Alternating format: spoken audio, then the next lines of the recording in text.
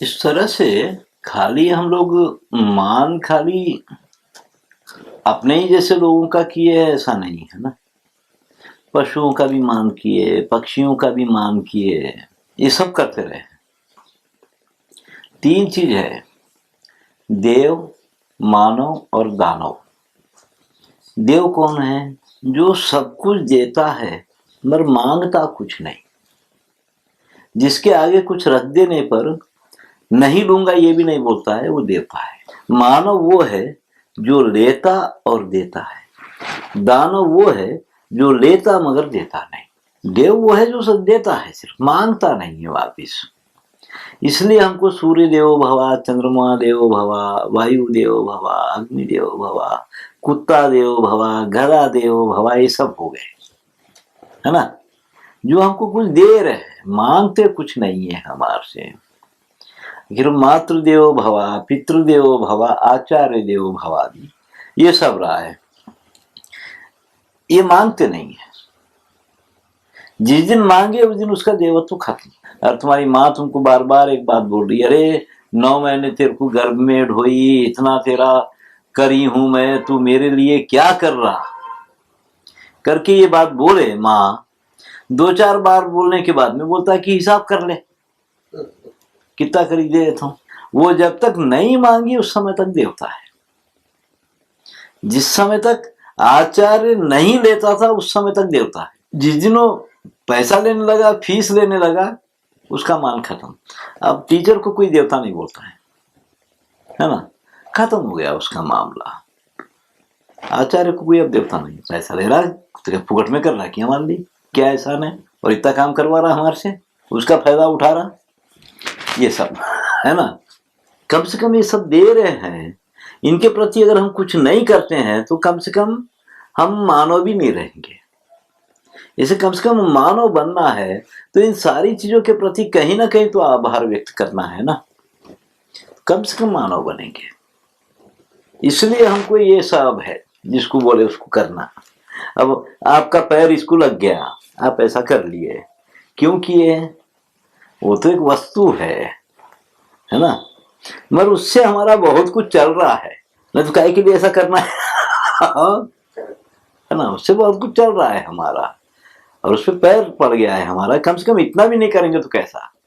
यहाँ कैसे पोला एक त्योहार होता है, पोला बैलों की पूजा होती है ना, पोला अर्पण होगा।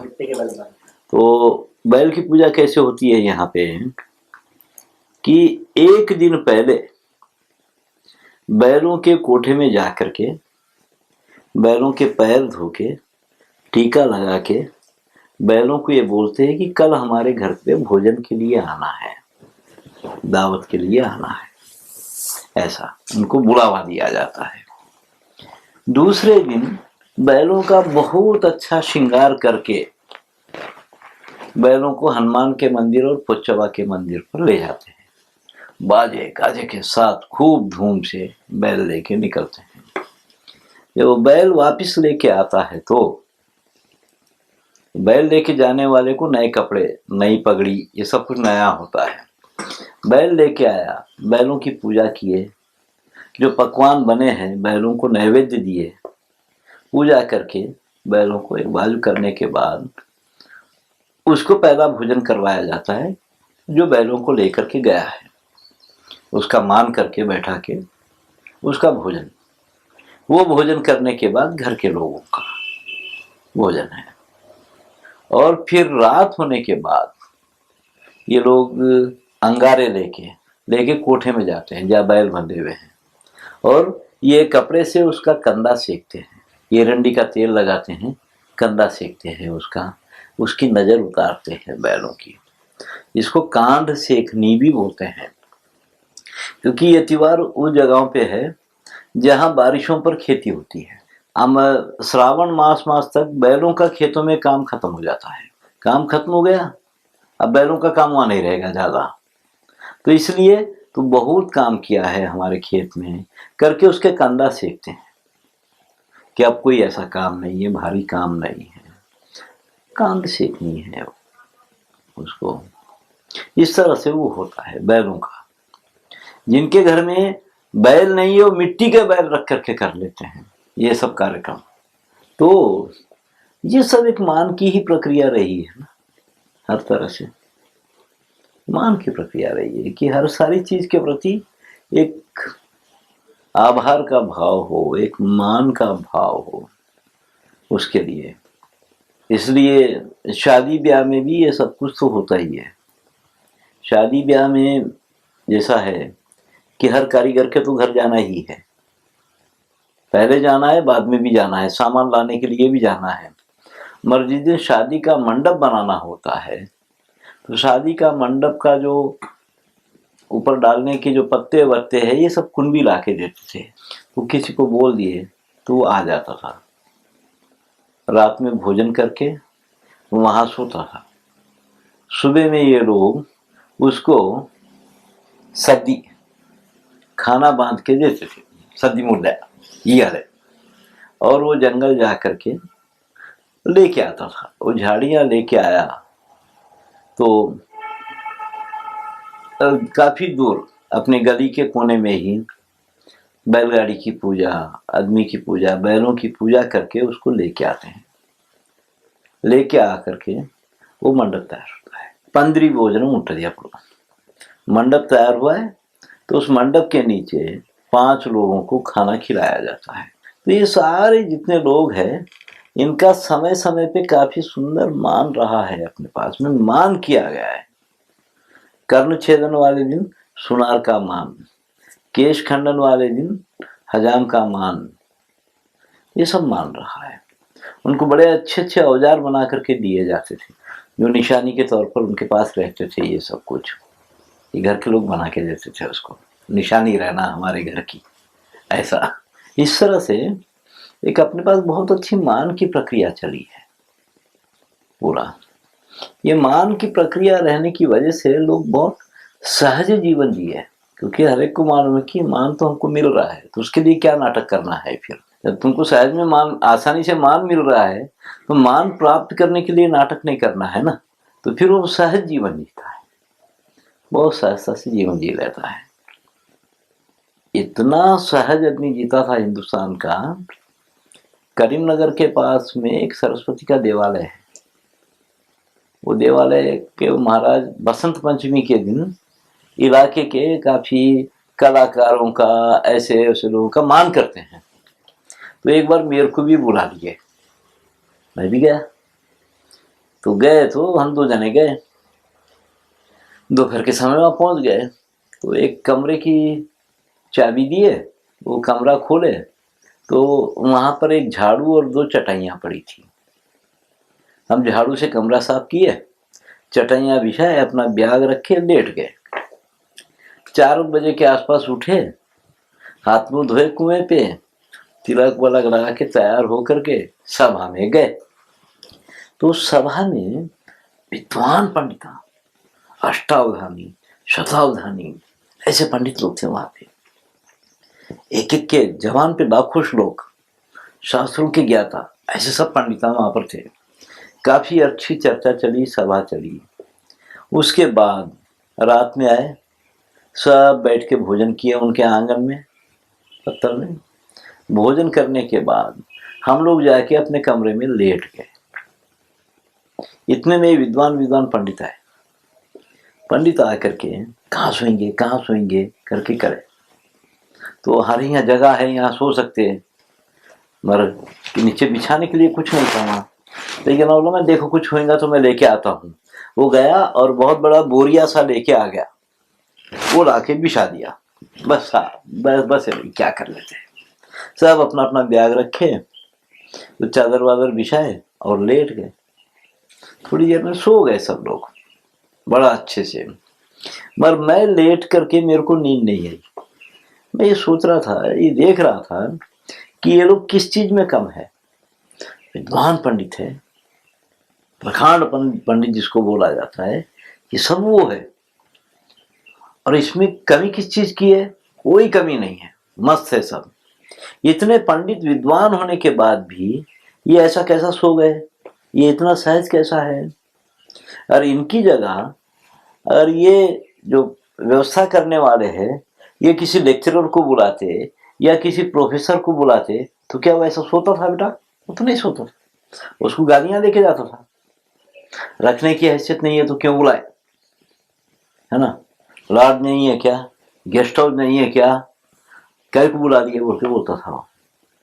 और ये लोग ऐसा कुछ भी नहीं, मस्त सो लिए सब लोग, सहज उठकर सहज ही सो गए। तो आजकल का पढ़ा लिखा आदमी, आज 10वीं पढ़ा लिखा भी ऐसा नहीं सोता है ना? दुनिया भर मस्ती रहती उसको। तो इतने विद्वान होने के बाद, इतने सामर्थ्यशाली होने के बाद भी इतना सहज जीवन कैसा जीते थे ये लोग? वो सहजता कैसे लाई गई थी इनके अंदर? वो इनमें ही नहीं। आखिर अब जैसे हमारे पास में हजारों सालों से सबसे जबरदस्त जिसको बोला जाता है वो कुंभी रहना चाहिए ना, अनाज पैदा करने वाला, जो खेती किया अनाज पैदा। अनाज से महत्वशाली और क्या है? मगर अनाज पैदा करने वाले कुंभी समाज को कभी भी मस्ती नहीं आई, ये बहुत सहज रहे। ये कभी नहीं चाहे कि समाज को दबा के रखना चाहिए, हम इतने महत्वशाली लोग हैं, नहीं किए थे, बहुत सहज जीवन जिए। तो ये सहजता कैसे लाई जाती थी? बात करने लगे हैं, कुछ करने लगे तो अपना पूरा सामर्थ्य बताते थे, मगर सहज रहना है। यहाँ एक हमारी भैंस बीमार हो गई तो एक डॉक्टर को बुलाया, तो वो डॉक्टर आया, डंगर डॉक्टर, आके इंसेक्ट विशेट कर देखा भैंस को। 4 लोगों ना बोली भैंस को पकड़ने के लिए, तो मैं इंजेक्शन दूं इसको। तो 4 लोग तो कोई नहीं है। नहीं, जब 4 लोग होंगे तो हमको बुला लेना, आ जाएंगे। साबुन से हाथ धोया, आके बैठ गया कुर्सी पे, चाय वगैरह पिया, गया। तो हम लोग देखे कि एक वैद्य को बुलाना, एक गांव में एक वैद्य है पता चला, उसको बुलाए।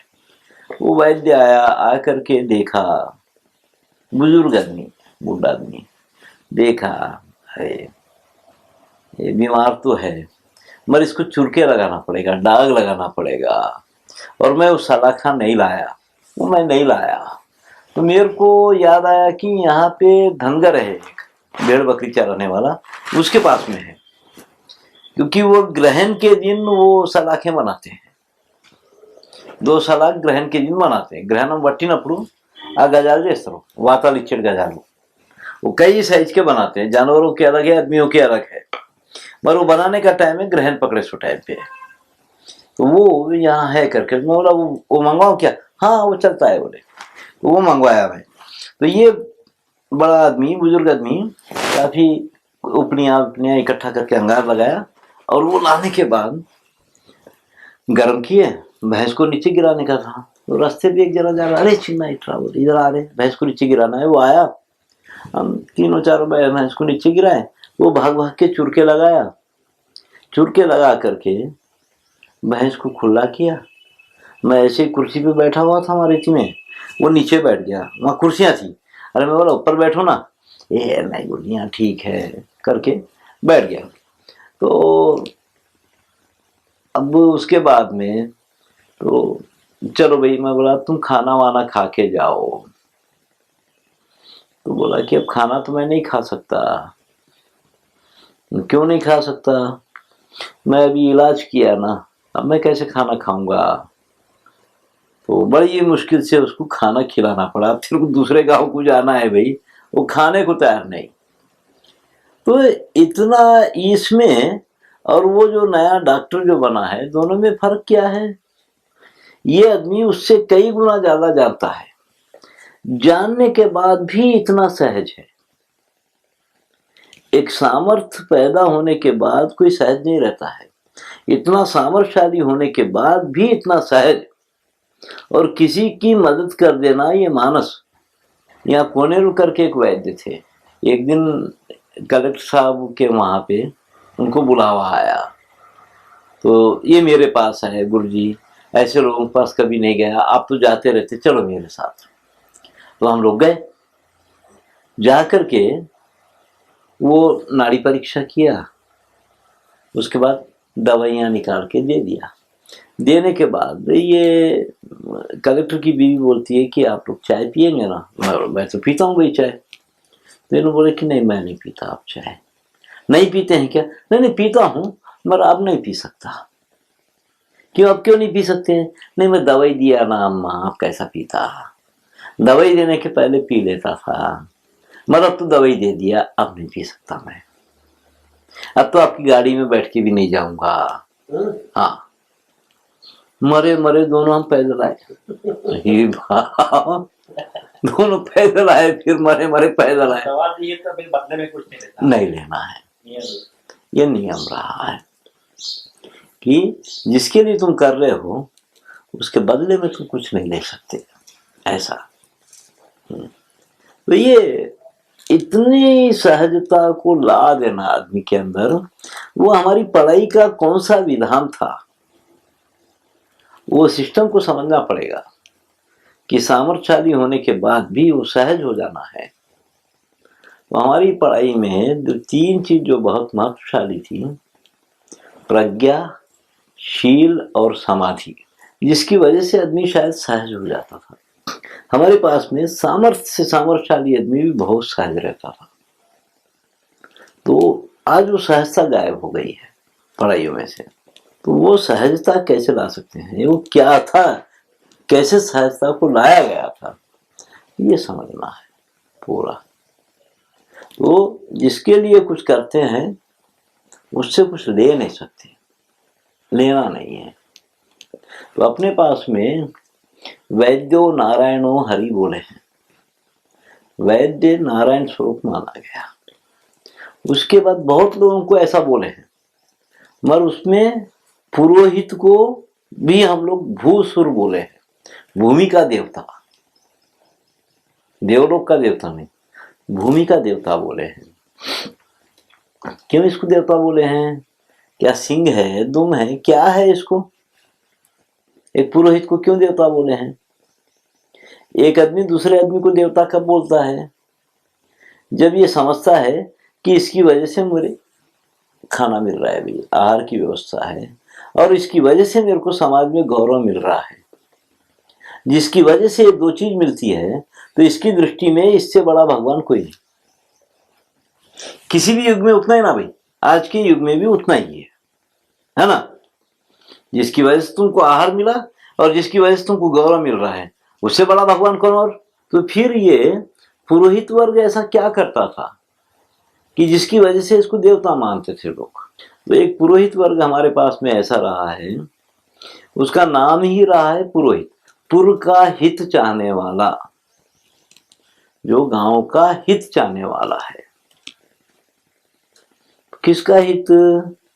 हर चीज का हित, पशु पक्षी पेड़ पौधे से लेकर सारी चीजों का हित चाहना है वो, तो वो पुरोहित माना जाता है। तो एक पुरोहित उस समय का, जैसे मेरे देखने में आता है कि आज 10 संस्थाएं मिलकर जितना काम करती है, एक पुरोहित उतना काम करता। एक तो उसका काम है बिजनेस मैनेजमेंट, MBA वाला काम भी उसका रहा है। दूसरा, विज्ञापन वाला काम भी उसके हाथ में ही रहा है। तीसरा, पशु पक्षियों की सुरक्षा उसके हाथ में रही है, जल की सुरक्षा उसके हाथ में रही है। ये सब ये तो करता था ना। 49 संस्कार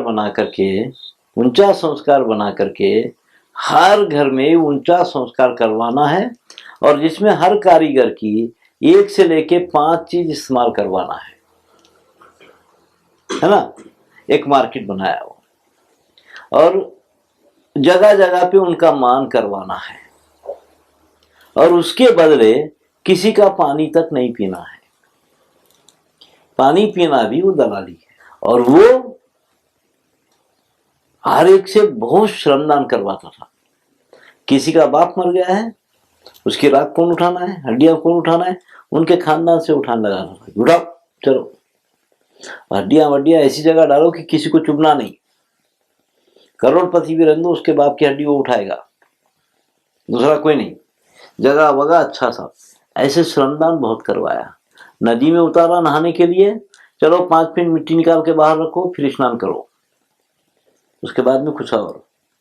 किसी देवी देवता के द्वार पर जा रहे हैं तो सड़क से 5 पत्थर उठाओ, बाजू में रखो, उसके बाद आगे चलना है। तो ऐसे छोटे छोटे श्रमदान भी वो बहुत करवाता था। किसी से सांप मर गया, किसी से बिल्ली मर गई, तो वो सारी चीजें, बैल मर गया किसी से, उसके छोटे मोटे प्रायश्चित वो करवाता था कि दूसरी बार ऐसा नहीं होना है। चैत्र मास है, नीम की दतुन अब नहीं तोड़ी जाएगी, खत्म। पत्तल में खाना नहीं खाया जाएगा, ये डिक्लेयर कर देता था। क्योंकि अब नई नई कोपल आ रही है, फूल आ रहा है, इसको कैसे तोड़ेंगे। छोटी छोटी बहुत पूजाएं, चैत्र गौरी, मंगल गौरी जैसी बहुत पूजाएं करवा के, ये जो मनियारी का सामान बेचने वाले जो लोग हैं, इनका एक बड़ा अच्छा मार्केट, उसमें कंघी चाहिए और उसमें फिर काजल चाहिए, ऐना चाहिए, ये सब बहुत है ना।